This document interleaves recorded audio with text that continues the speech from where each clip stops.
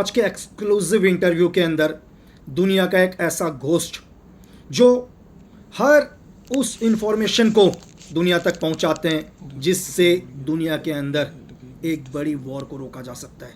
तो सबसे पहले हिंदुस्तान और पूरी दुनिया आपके बारे में और आपके संगठन के बारे में जानना चाहेगा। Thank you very much for your question. You can call me a. My organization is actually an organization which is a defense, intelligence, and security organization, an independent organization. It's called UNIT, and it is actually based in Britain. It's registered in Britain, and it has its outlets in different countries. We have got defense and intelligence veterans that help us to keep the world secure in case of a nuclear threat or a biological threat. So we came into existence in 2020 around COVID times because COVID was a bioweapon and we had information which is now being openly confirmed by the United States government that the vaccines were actually a weapon, essentially killing children. And our organization took it upon itself to go from one country to the other and speak to the key people in different regions to inform the leaders and the key people in Southeast Asian sector about the impact of these vaccines and what the broader strategy was in relation to these vaccines. UNIT was the first organization that warned about the war, that the war between Russia and Ukraine is actually a construct of the British, and that the British intelligence services under the FCDO and ultimately under the Royal Command, they are using United States as a military power and to push their objectives inside Ukraine because their ultimate goal is to fragment Russia, break it into small pieces, and actually to install their own favored leaders in those small fragments, and that they want to do, and they want to provoke Russia to use nuclear weapons. And this is why our work primarily focuses on the terrorist elements within the British establishment that are provoking this war.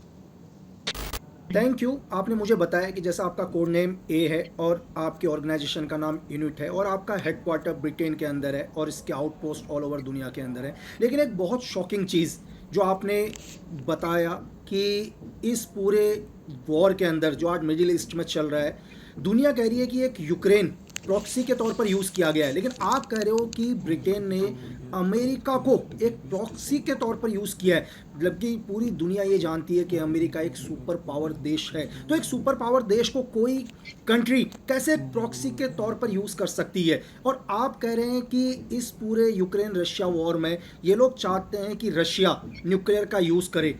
तो लोग ये मानते हैं कि अगर आज कोई भी देश न्यूक्लियर का यूज़ करता तो दुनिया ख़त्म हो जाती है। अगर रशिया न्यूक्लियर का यूज़ करेगा तो इसका असर तो कहीं ना कहीं ब्रिटेन, अमेरिका, इन सभी पावरफुल देशों को पड़ेगा।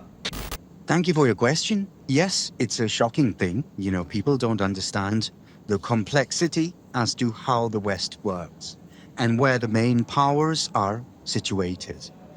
I think the best, I'll take you back a couple of decades, which is basically up to 1990s, you know, late 1990s, when all these things had started to take shape. Actually, let me jump even before. So basically, after World War II, when, you know, the Allied forces, which is UK, America, Russia, etc., when they got their victory over Germany, I don't think many people understand that the British wanted immediately after for America to engage in a war against Russia. Immediately after. So what it is that World War II ended and there was Operation Unthinkable by Churchill. Now, Churchill is the same man, by the way, who divided and devised the division of all India, which is into India and Pakistan. He was the brains behind that division, strategic division in the favor of the British, because India and Pakistan would forever be at war, but at the end it would be the British who would be benefiting from all that. So this is the mindset which is very important to understand in this context, that Britain plays a game which is far more nefarious than with missiles, bombs, and even nuclear weapons. It's perpetual bloodshed because it needs that bloodshed to survive.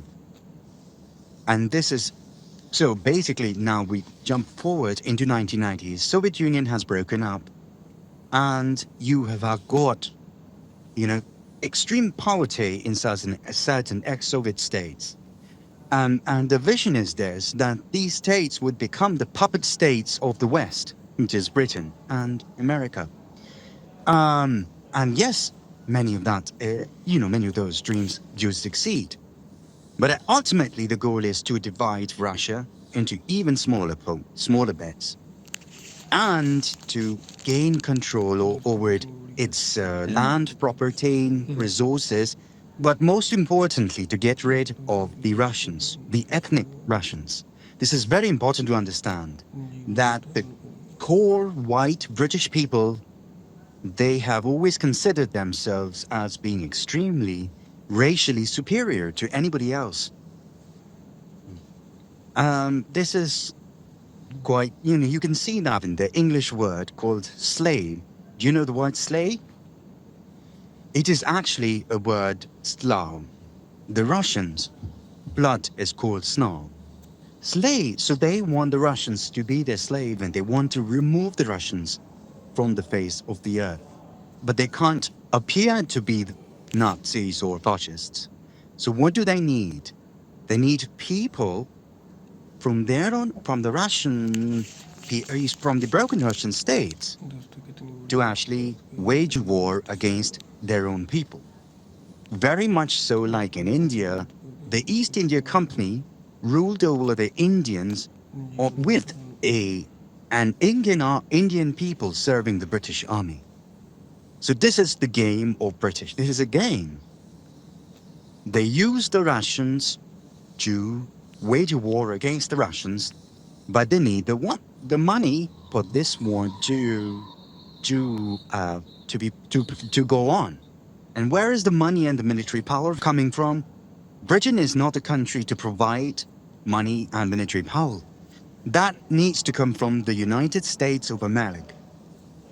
And it needs to come in a very strategic way.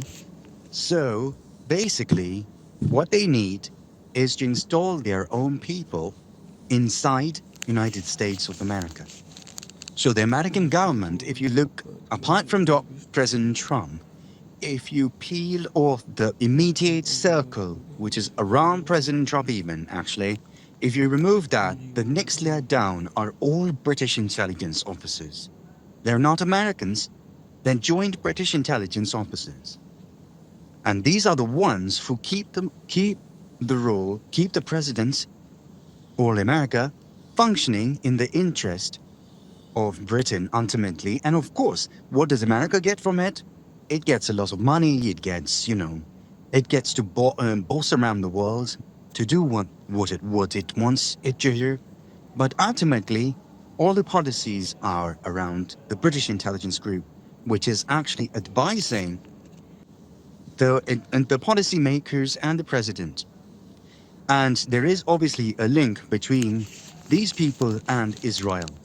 However, we won't be touching Israel because Israel doesn't have that much of a role in this, as we need to keep focus on the role of British intelligence community, the FCTO, and the obviously ultimate commanders are the royal and their elites from within Britain. And this is something that the Russians recognize way early on, and they have actually said it repeatedly.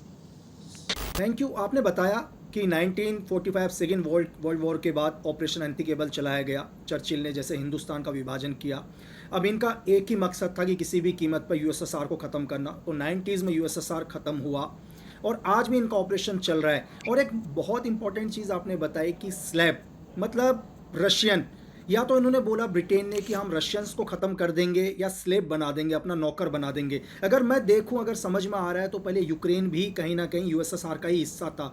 तो Ukraine के अंदर जो भी लोग हैं वो हुए तो रशियन ही, एक ही जाति के हुए। तो आपने बोला कि ब्रिटेन का सबसे बड़ा दिमाग है कि इनको आपस में ही ख़त्म करवा देना, क्योंकि दोनों के जो पूर्वज हैं वो रशियन ही हैं। या तो सारे रशियन मारे जाएंगे, अगर जो बच गए वो एक स्लेव के रूप पर काम करेंगे। और आपने इसमें बोला कि यूएसए के प्रेसिडेंट के इनर में जितने भी लोग होंगे वो ज़्यादातर ब्रिटिश ऑफिसर ही होंगे, चाहे वो किसी भी तरीके से अमेरिका को अपने साथ लेकर आ रहा हूँ, या वो ब्रिटिश इंटेलिजेंट ही जानती है कि यूएसए इन्हें क्यों सपोर्ट कर रहा है। और एक सबसे इम्पॉर्टेंट चीज़ कि आज दुनिया के अंदर, पूरे एशिया के अंदर, लोग सिर्फ सीआईए का नाम सुनते हैं, लोग मोसाद का नाम सुनते हैं, कभी कभी लोग आईएसआई को भी सुन लेते हैं, लोग एमडब्ल्यूएस को सुन लेते हैं, लेकिन इस पूरी दुनिया में कहते हैं कि 1947 के बाद मुझे नहीं लगता कि किसी भी आदमी को MI6 के ऑपरेशन पता होंगे। क्या सच में दुनिया में वही चल रहा है जो दिखाई दे रहा है, या इस पूरे वॉर गेम के पीछे कहीं ना कहीं MI6 का बहुत बड़ा रोल है? Thank you for your question. Yes, certainly I would emphasize that people start rethinking the strategy that the British have actually employed right for many decades and centuries even. You see, the best example is that the revolutions in France and Russia actually killed off the monarchy. But people not need to understand how did the British monarchy actually survive. It survived because it took a backseat from the public realm. But that is only because of the risk that the public was getting to know what the monarchy was doing. So it decided to retreat into the shadows, but it never decided to actually stop what it was doing and what its ambitions were. And hence they installed the layers between itself, between the monarchy or the elites, not just the king and the queen, but actually the elites, the monarch and the royal elites, and the actual people on the ground, which are basically MI6, the civil settlements, and the FCD. So these are basically the layers which are between the highly heinous crimes that the MI6 commits, or FCD or British elites commit around the world.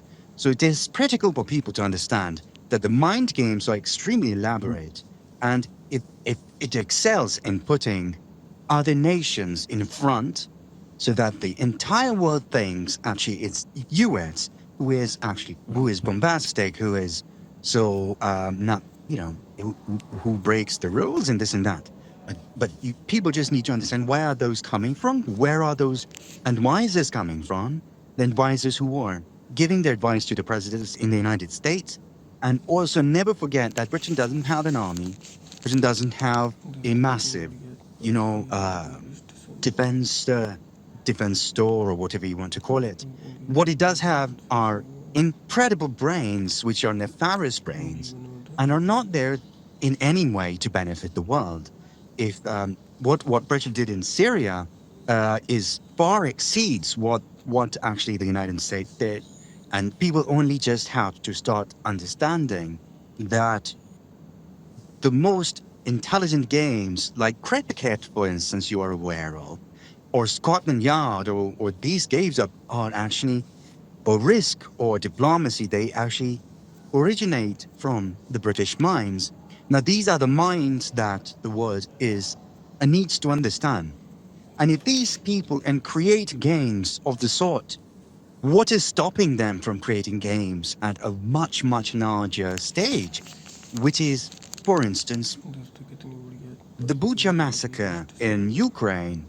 How many people in your country, in India, would know that hundreds and hundreds of people were actually shown to the entire world that they had been killed by Russians?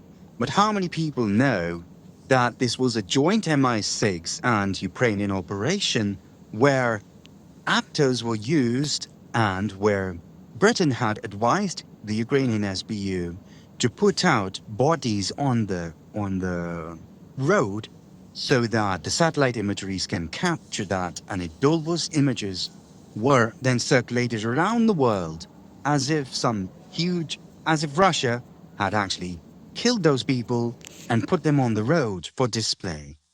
So I think people need to understand the games that Britain can play and how far they can go.